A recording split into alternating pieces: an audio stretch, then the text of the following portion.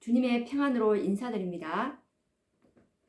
주님께서 이 마지막 시대를 이제 지성소 시대라고 하는데요. 이 지성소 시대에서 주님께서 보내신 기별이 총 5번 있습니다. 대부분의 이 재림 교인들이 계시록 14장의 새 천사의 기별이 마지막 기별인 줄 알고 있는데요.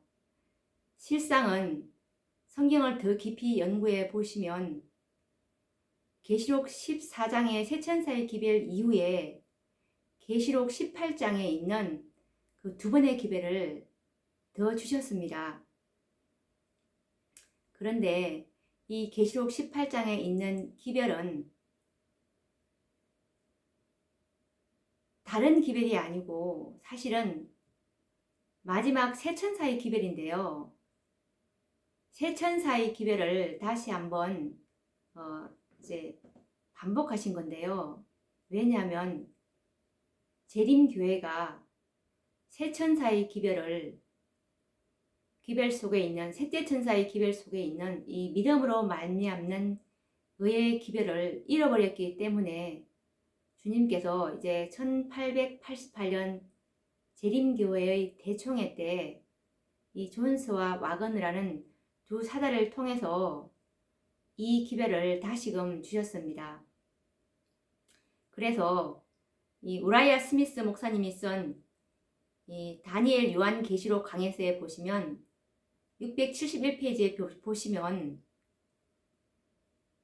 이 마지막 시대의 그 5번의 종교 개혁 사업이 나오는데 계시록 14장의 새 천사의 기별과 그리고 계시록 18장에 있는 그 두 기별 총 5번의 기별이죠.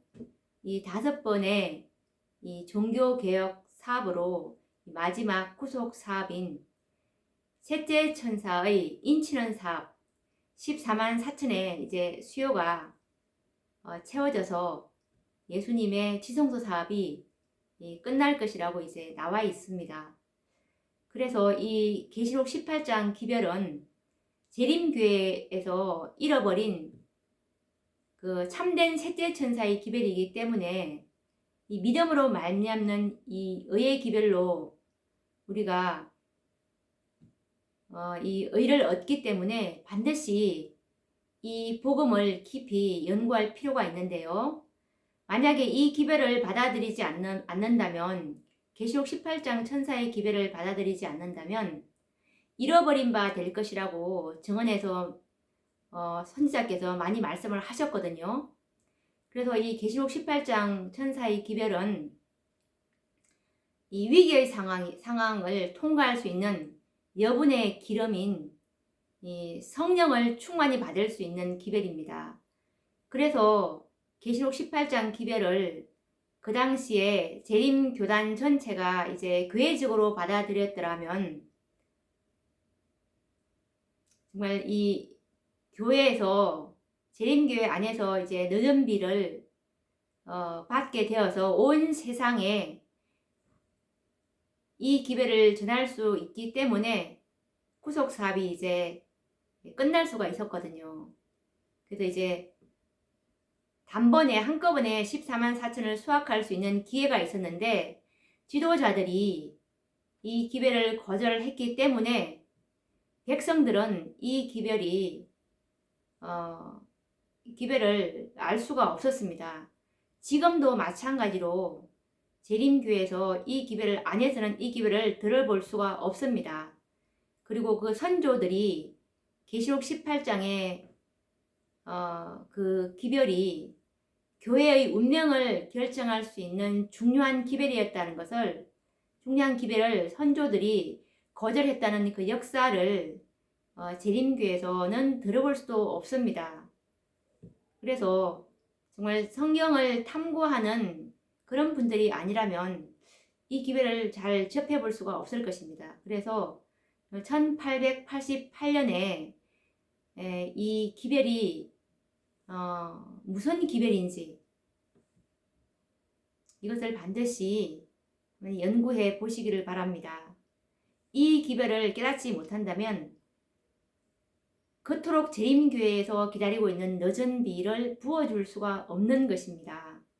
그리고 이제 그 교회가 하나님께서 주신 기별을 거절했기 때문에 반드시 그 기별을 받은 또 교회가 있다는 것을 이런 관계를 이해하신다면 또 그 기별을 받은 교회를 촛대가 옮긴 교회를 찾겠죠. 예, 그래서 자기가 현재 늦은 비를 받기 원한다면 어디로 가야 될지 이제 찾으실 수가 있을 것입니다. 그래서 이 마지막에 늦은 비를 받을 수 있는 교회는 반드시 다섯째 마지막 천사의 기별을 깨닫고 있는 계시록 18장에 있는 18장 4절에 있는 그 기별이 다섯 번째 마지막 기별이거든요. 그 기별은 이미 왔고 그 기별을 받은 한 무리가 있다는 것을 깨닫게 된다면 정말 엄청난 축복일 것입니다. 그래서 어찌 됐든 이 지성소에서 주어진 기별은 5번의 기별이었다는 것을 우리가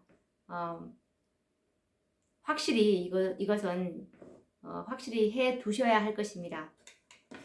셋째 천사의 기별이 기별로 이 사업은 맞춰질 것인데 이 셋째 천사의 참된 기별은 계시록 18장에 있는 그 기별에서 찾으실 수가 있을 것입니다. 그러면 오늘도 또 우리가 계시록 17장을 우리가 지난 시간에 이어서 또 연구를 해 보려고 하는데요. 오늘은 이 계시록 17장 12절에서 18절 그 부분을 좀 더 자세히 연구를 해 보도록 하겠습니다. 이 부분은 이제 세상 열국과 어린 양의 싸움에 대해서 나오고 있는데요. 우선 계시록 17장 12절 말씀을 한번 읽어보도록 하겠습니다. 내가 보던 열 뿔은 열 왕이니 아직 나라를 얻지 못하였으나 다만 짐승으로 더불어 임금처럼 권세를 일시 동안 받으리라.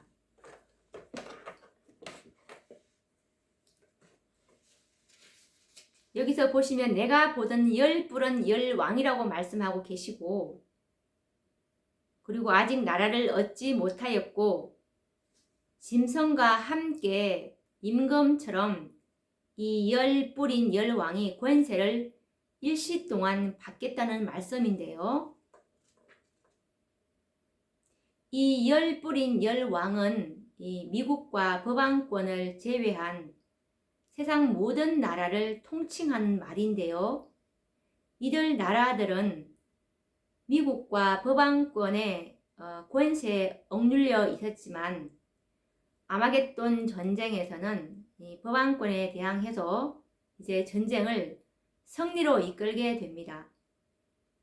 이렇게 해서 이제 열국은 잠시 동안 붉은 짐승과 함께 큰 권세를 가질 것을 이제 우리가 알 수가 있습니다. 온 세상 열국은 붉은 짐승과 하나가 되어서 지상 천하에 권세를 가질 것을 의미합니다. 그런데 이 열 뿔인 열 왕은 자신의 권세를 짐승에게 넘겨주어서 붉은 짐승으로 최상권을 가지게 합니다. 이것은 요한계시록 17장 13절에 보시면 이 열 뿔이 자기 능력과 권세를 붉은 짐승인 사단에게 주는 그 장면의 말씀인데요. 저희가 한 뜻을 가지고 자기의 능력과 권세를 짐승에게 주더라. 이제 이 세상 모든 나라인 열국들은 붉은 짐승인 사단에게 지상의 최상권을 주고 완전히 복종하면서 붉은 짐승과 함께 어린 양에게 도전할 것을 이제 말씀을 통해서 우리는 볼 수가 있는데요. 요한계시록 17장 14절을 보시면 이것에 관련된 말씀입니다. 저희는 열불 열왕입니다. 어린 양으로 더불어 싸우려니와 어린 양은 만주의 주시오 만왕의 왕이심으로 저희를 이기실 터이요 또 그와 함께 있는 자들 곧 부러심을 입고 빼내심을 얻고 진실한 자들은 이기리로다. 붉은 짐승과 이제 세상 열국들이 연합해서 어린 양과의 실제적인 싸움을 전개할 것을 이 말씀을 통해서 우리는 발견할 수 있습니다. 그런데 이 세상 열국들이 어린 양이신 그리스도와 실제적인 전쟁을 시도할 것이라는 예언의 말씀이 이게 과연 가능한 일인지, 그들이 어린 양을 상대로 실제적인 전쟁을 시도할 것이라는 사실을 우리가 알 수가 있는데요. 계시록 19장 19절에서 20절 말씀을 보면 땅의 임금들과 그리고 짐승이 붉은빛 짐승이죠. 이 백마를 탄 자와 싸우는 장면이 나옵니다. 백마를 탄 자는 이제 재림주로 오시는 그리스도의 모습을 상징적으로 묘사한 말씀인데요.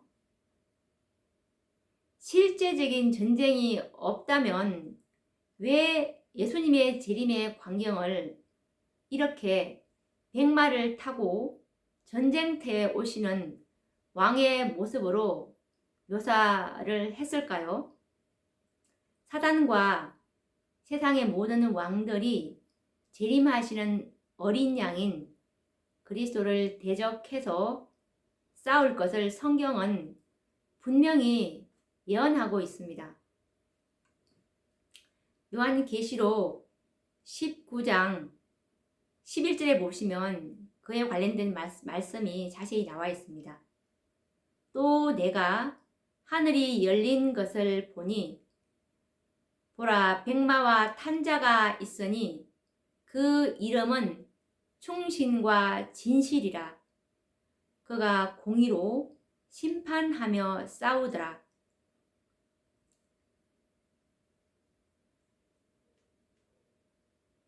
여기서 보니까 이제 이 사도 요한이 보니까 이제 하늘이 열린 것을 보았고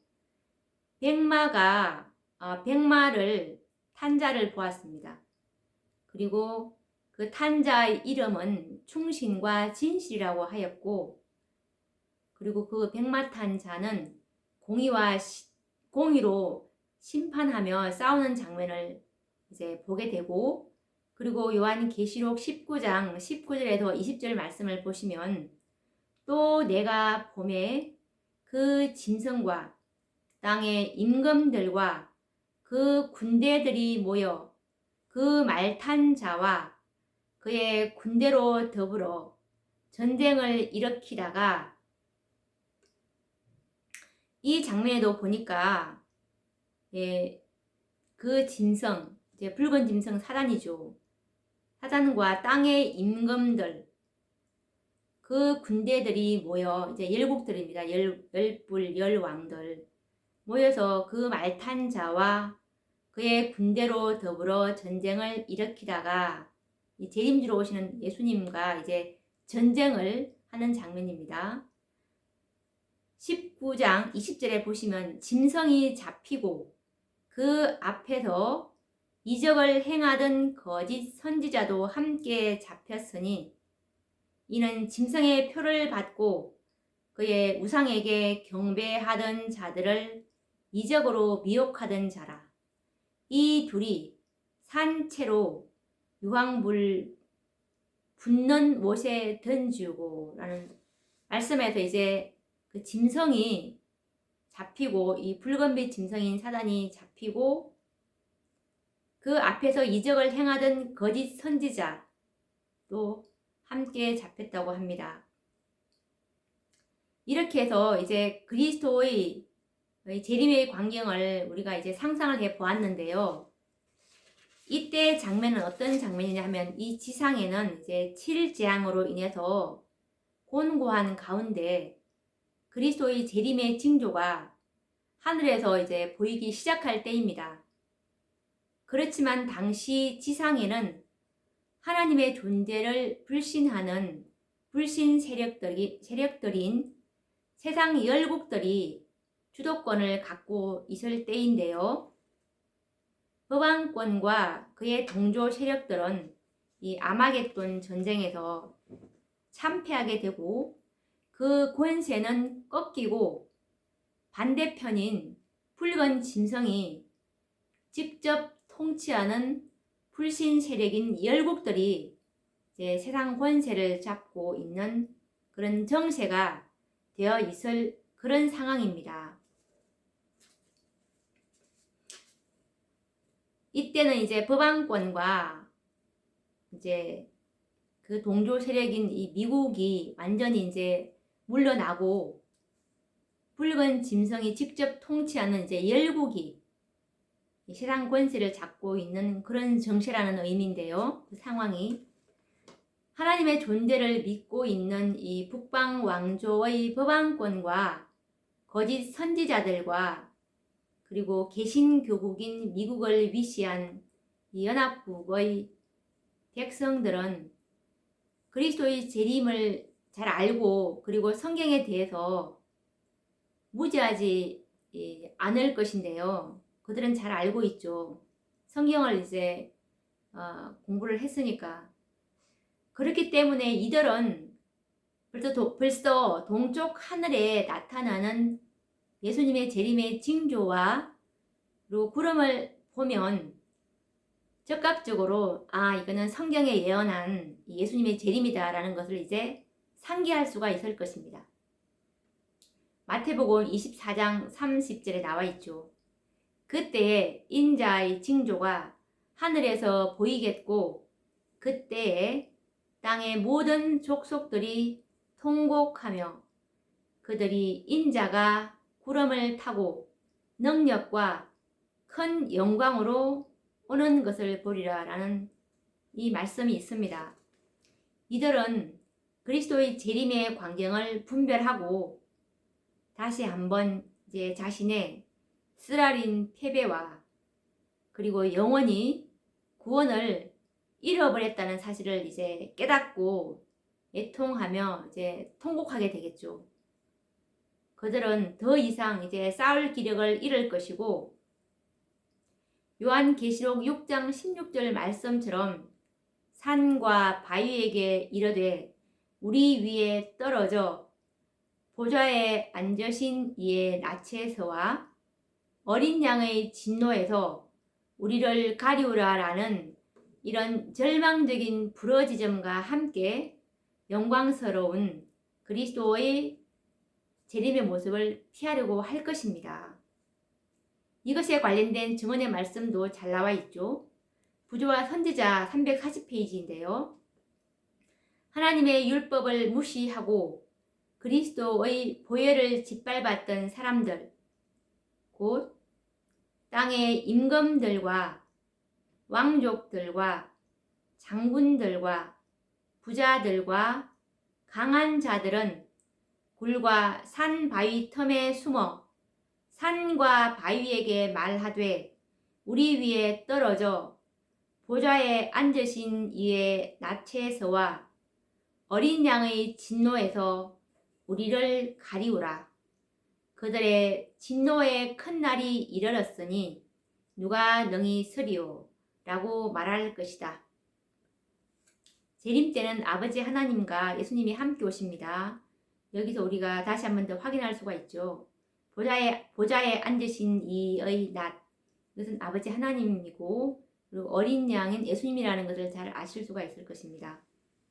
은 우상과 금 우상을 그 날에 두더쥐와 박쥐에게 던지고 아멜과 험악한 바위 틈에 들어가서 여호와께서 일어나사 땅을 진동시키시는 그의 위엄과 그 광대하심의 영광을 피하리라. 이 말씀은 이사야서 2장 20절과 21절 말씀에서도 잘 나와 있습니다.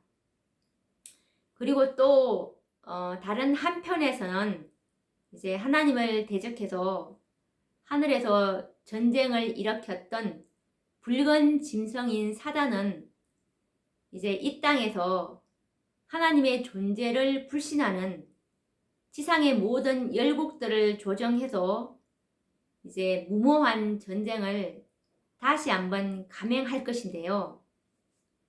하나님의 존재를 인정하지 않는 열국들은 그리스도의 재림의 징조를 인정하지 않을 것입니다. 그들은 이 성경 말씀을 믿지 않으니까, 보지 않았으니까 그것이 재림의 징조인지도 모를 것입니다. 서로 그리스도의 재림이 확실하다 할지라도 그들은 애굽의 바로 왕처럼 마음을 이제 강팍하게 해서 그리스도를 대적하려는 계획을 세울 것입니다. 그리스도의 재림의 징조로 동쪽 하늘에 작은 손바닥만한 이 구름의 모습이 나타나고 예수님과 천천만만의 천사들과 함께 재림하시는 모습이 이제 군사 레이더 장치에 이제 나타나게 될 때 세상 열국들은 그리스도를 대적하려고 이제 싸움을 일으키게 되겠죠. 이렇게 해서 이제 미사일을 발사하게 되고, 그리고 인간 기술을 총동원해서 이제 최신 무기들을 다 동원할 것입니다. 이렇게 해서 이 땅에 재림하시는 예수 그리스도를 향해서 전쟁을 이제 도발하게 될 것입니다. 사단은 이처럼 세상 임금들을 동원해서 어린 양이신 그리스도와 싸우게 할 것입니다. 이렇게 되어서 저희가 어린 양으로 더불어 싸우려니와 어린 양은 만주의 주시오 만왕의 왕이심으로 저희를 이기실 터이요 라는 이 말씀이 이렇게 응하게 될 것입니다. 그렇기 때문에 전지하신 하나님께서는 사단과 무지한 인간들의 무모한 그 도발을 잘 아시고 그리스도께서 마치 백마를 타고 전쟁터로 오시는 왕과 같이 이렇게 재림의 모습을 상징하신 것입니다. 그들이 이렇게 전쟁으로 도발할 것을 아시니까 예수님도 백마를 타고 오는 모습으로 이렇게 말씀을 주신 것이죠. 그런데 실제적으로는 예수님이 말을 타고 오시는 것은 아닙니다. 다만 사단이 하늘에서도 그리스도를 향해서 전쟁을 시도하였던 것처럼 이 땅에서도 세상 열국들과 함께 어린 양이신 그리스도를 향해서 전쟁을 도발할 것을 아셨기 때문에 재림의 모습을 그렇게 전쟁터로 오시는 왕의 모습으로 묘사하신 것입니다. 그런데 이 요한계시록 17장 14절 말씀을 보시면 어린 양은 만주의 주시오 만왕의 왕이심으로 저희를 이기실 터이요 또 그와 함께 있는 자들 곧 부르심을 입고 빼내심을 얻고 진실한 자들은 이기리로다라는 이 예언은 반드시 말씀대로 응하게 될 것입니다. 그러면 진실한 자들이 이긴다는 이 말씀의 그 의미가 무엇인지 또 연구를 해보도록 하겠습니다. 계시록 17장 14절 말씀, 제가 조금 전에 읽어드린 그 말씀 다시 한번 읽어드리도록 하겠습니다. 어린 양은 만주의 주시요 만왕의 왕이심으로 저희를 이기실 터이요. 이 저희는 아까 사단과 열국들이죠. 또 그와 함께 있는 자들, 곧 부르심을 입고 빼내심을 얻고 진실한 자들은 이기리로다. 여기서 그와 함께 있는 자들, 이 그는 물론 예수님이죠. 이 예수님과 함께 있는 자들인데 이들이 누구냐 하면 곧 부르심을 입고 빼내심을 얻고 진실한 자들인데요. 이들이 반드시 이기겠다고 했습니다.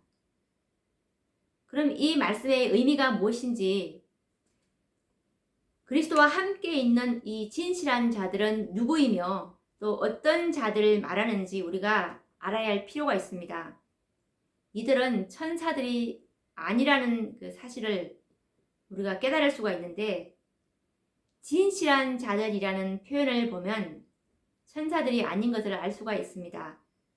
천사들은 본질이 거룩하며 진실하기 때문인데요.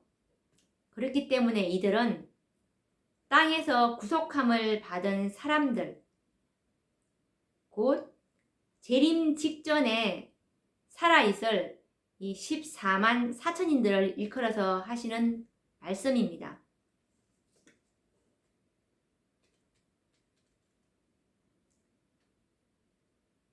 이들은 부르심을 입고 빼내심을 얻은 자들입니다. 물론 특별 부활에 일어난 사람들이 이때 포함됩니다.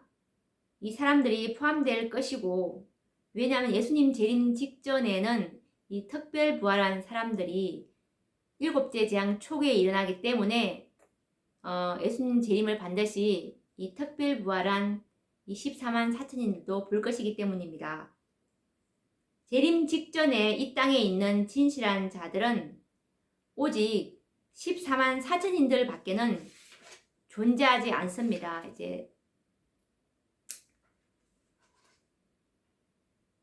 그리고 이 살아서 재림의 모습을 목격하고 있는 모든 14만 4천인들이 바로 그와 함께 있는 자들, 곧 진실한 자들인 것입니다. 14만 4천인들은 욥기서 5장 19절 말씀처럼 6가지 환난에서 너를 구원하시며 7가지 환난이라도 그 재앙이 내게 미치지 않게 하시며 라는 이 말씀대로 야곱의 환난에서 구원을 받고 어린 양과 함께 마지막 선악의 대쟁투에서 승리하고 이기는 자들이 될 것입니다. 이것에 관련된 증언의 말씀은 각 시대의 대쟁투 640에서 641페이지 말씀에 있는데요.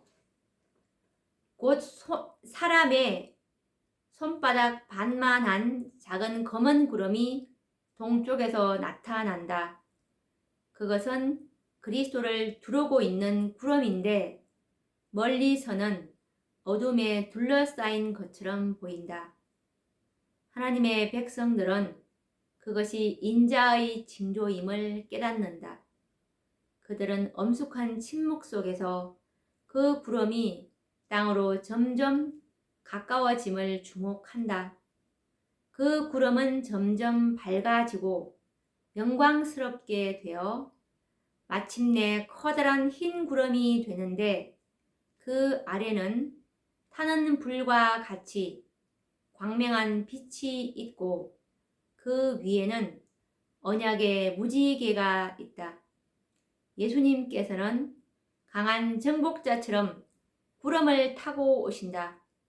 그분은 이제 수치와 저주의 쓴 자를 마시기 위하여 간고를 많이 겪는 분으로서가 아니라 산자와 죽은 자들을 심판하기 위하여 하늘과 땅의 승리자로 오신다. 그 이름은 충신과 진실이라. 그가 공의로 심판하며 싸우더라. 그리고 각 시대의 대행투 642페이지에도 이 말씀이 나와 있는데요.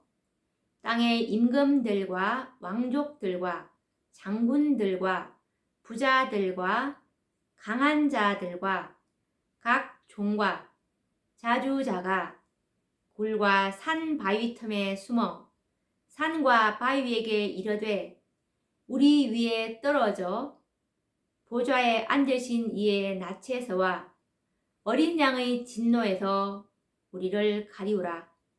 그들의 진노의 큰 날이 이르렀으니 누가 능히 서리요 하더라. 계시록 6장 15에서 17절 말씀.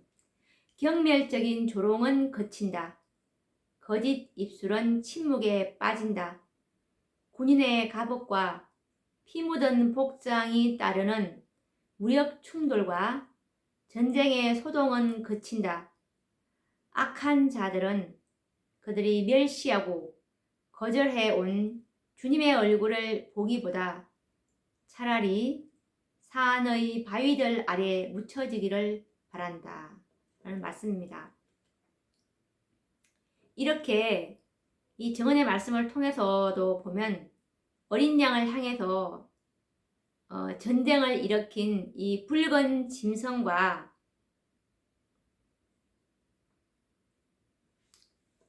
이제 이 땅의 열국들은 어떻게 되는지 한번 그 결과를 한번 보도록 하겠습니다. 이것은 요한계시록 19장 19절에서 20절 말씀에 나와 있는데요.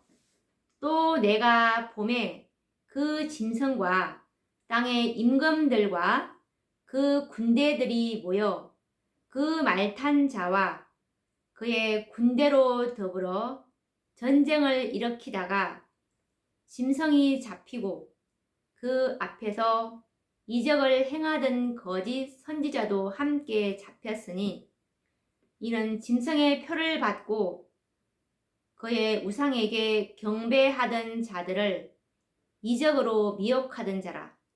이렇게 짐승과 거짓 선지자들은 이제 포로로 잡히고 나머지 모든 사람들은 그분의 말씀의 기운에 의해서 이제 모두 죽임을 당할 것입니다.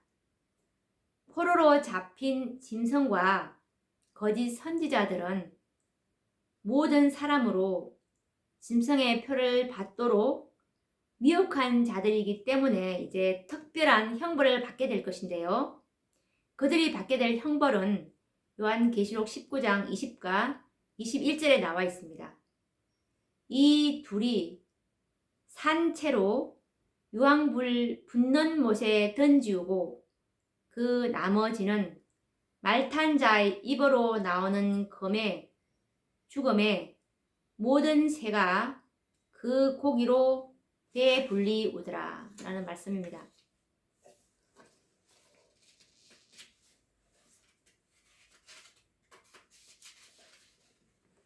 이제 음녀와 이제 거짓 선지자들의 종말을 조금 더 연구를 해 보려고 하는데요.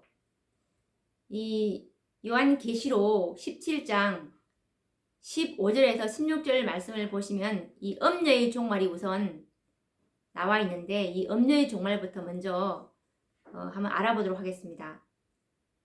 내가 본 바 이 열뿔과 짐승이 음녀를 미워하여 망하게 하고 벌거벗게 하고 그 살을 먹고 불로 아주 사르리라 라고 계시록 17장 15절에서 16절 말씀에 나와 있는데 이 음녀의 종말과 거짓 선지자들의 운명을 잠시 생각을 좀 해보겠는데요.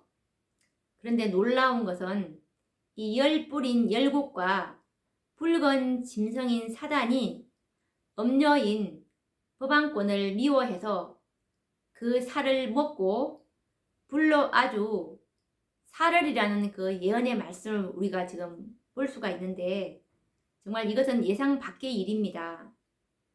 이것을 통해서 사단의 품성이 어떠함을 보여주는지 아주 확실한 증거가 되는데요. 엄녀는 다 알다시피 로마 법왕권을 말하는데, 법왕권은 지상에서 사단의 충성스러운 이 대리자로서 충성을 다했습니다. 그리고 사단은 세상의 모든 열국들과 방언들과 민족들을 충동해서 엄녀를 미워하여 망하게 하고 벌거벗게 하고 그 살을 먹고 불로 아주 사르고 멸망시키리라는 그 말씀이 기록되어 있습니다. 엄녀의 안전물은 백성과 무리와 열국과 방언들이라고 말씀을 했는데, 이 말씀은 법왕권은 그동안 많은 사람들의 추앙과 지지 속에 권세를 누려왔습니다. 그런데 이 마지막 순간에는 이런 지지와 추앙은 완전히 철회되고 도리어 미움과 원한의 대상자로 전락될 것을 의미하고 있습니다. 이 사건은 다니엘서 11장 45절과 짝을 잘 이루는 사건인데요. 다니엘 11장 45절 말씀을 보면, 그가 장막 궁전을 바다와 영화롭고 거룩한 산 사이에 베풀 것이나 그의 끝이 이르리니 도와줄 자가 없으리라 라는 이 예언의 성취가 바로 계시록 17장 16절에 내가 본 바 이 열뿔과 짐승이 엄녀를 미워하여 망하게 하고 벌거벗게 하고 그 살을 먹고 불로 아주 사르리라 라는 이 말씀과 동일한 사건임을 알 수가 있습니다. 이것은 마치 이 중세기 프랑스 혁명 시대의 사단이 인민들을 충동하고 민중 봉기를 주도해서 그동안 자신의 충실한 대리자였던 법왕권을 대적하게 하고, 이때 이제 교황 퓨서 6세를 잡아 죽이고 교황권을 멸망시킨 역사를 대부분 알고 있을 것입니다. 이와 같은 역사가 이제 마지막 시대에도 재현될 것인데요. 마지막 때에 이 법왕권이 장막 궁전을 바다와 영화롭고 거룩한 산 사이에 베풀려고 할 때, 이 세상 열국들의 백성들은 법왕권에 대한 분노가 이제 극에 달하고 봉기하여 이제 일어나게 될 것입니다. 그때에 사단도 함께 법왕권의 지지를 이제 철회를 하고 세상 열국들을 오히려 이제 충동해서 그동안 자신의 충실한 대리자인 이 엄녀인 법왕권의 그 죄악상을 오히려 다 폭로하고 법왕권을 멸망시키려고 할 것이라는 그 예언의 말씀인데요. 이렇게 해서 이제 요한계시록 17장 16절 말씀의 예언의 성취를 보게 될 것입니다. 내가 본 바 이 열뿔과 짐승이 엄녀를 미워하여 망하게 하고 벌거벗게 하고 그 살을 먹고 불로 아주 사르리라 라는 말씀입니다. 사단이 그의 충실한 대리자인 이 엄녀에게 준 보상은 바로 배반과 고통과 사망인 것입니다.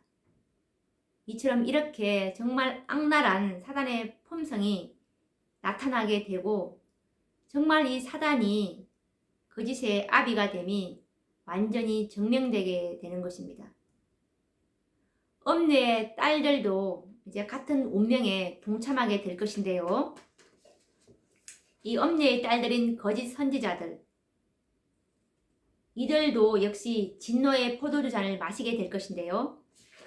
요한계시록 19장 20절에서 21절 말씀을 보시면 짐승이 잡히고 그 앞에서 이적을 행하던 거짓 선지자도 함께 잡혔으니 이는 짐승의 표를 받고 그의 우상에게 경배하던 자들을 이적으로 미혹하던 자라.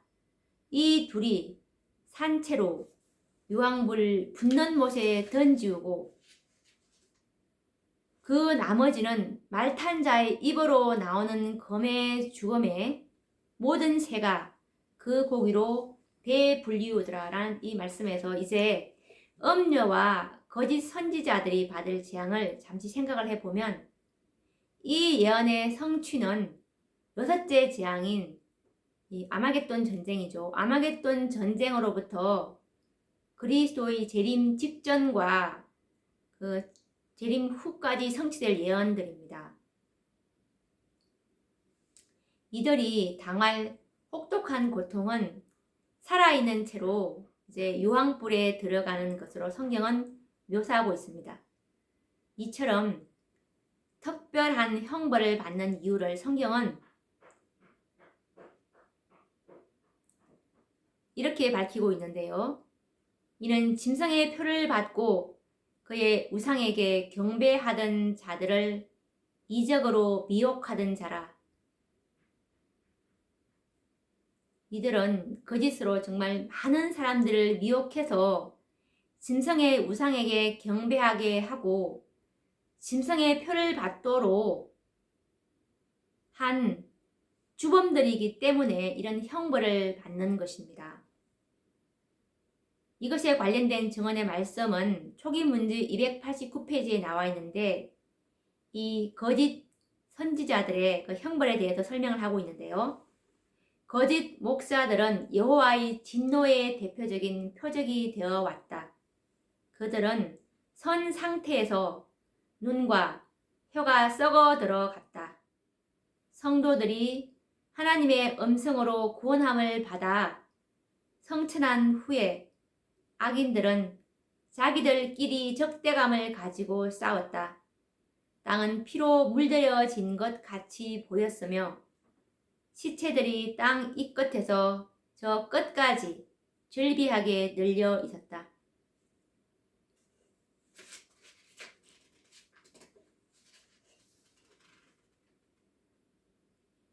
요한계시록 18장 5절과 7절 말씀을 보시면 그 죄는 하늘에 사무쳤으며 하나님은 그의 불의한 일을 기억하신지라 그가 준 그대로 그에게 주고 그의 행위대로 갑절을 갚아주고 그의 섞은 잔에도 갑절이나 섞어 그에게 주라. 그가 어떻게 자기를 영화롭게 하였으며 사치하였든지 그만큼 고난과 애통으로 갚아주라.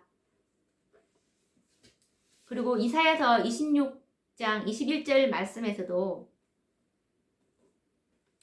보라 여호와께서 그 처소에서 나오사 땅에 거민의 죄악을 벌하실 것이라.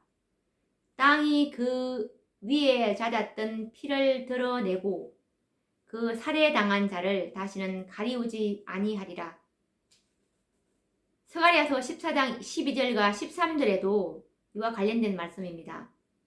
예루살렘을 친 모든 백성에게 여호와께서 내리실 재앙이 이러하니 곧 섰을 때 그 살이 썩으며 그 눈이 구멍 속에서 썩으며 그 혀가 입 속에서 썩을 것이요 그 날에 여호와께서 그들로 크게 요란케 하시리니 피차 손으로 붙잡으며 피차 손을 들어 칠 것이며.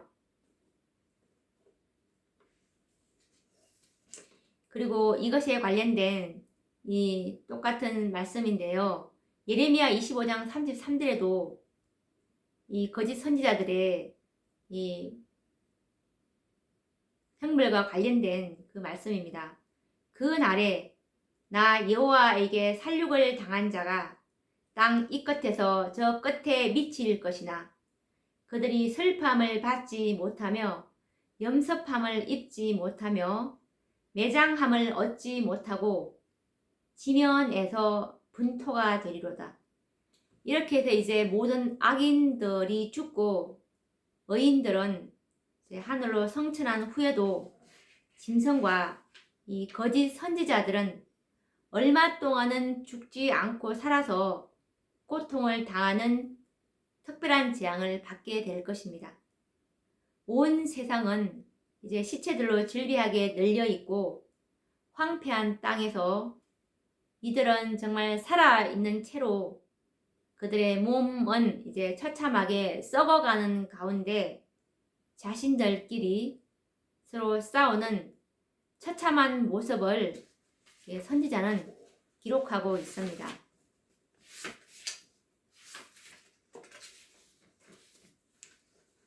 우리가 오늘 이 요한계시록 17장 또 12절에서 18절에 관련된 말씀, 또 요한계시록 이것이랑 같이 또 짝을 이루어서 요한계시록 19장 말씀과 짝을 이루어서 이렇게 보았는데요.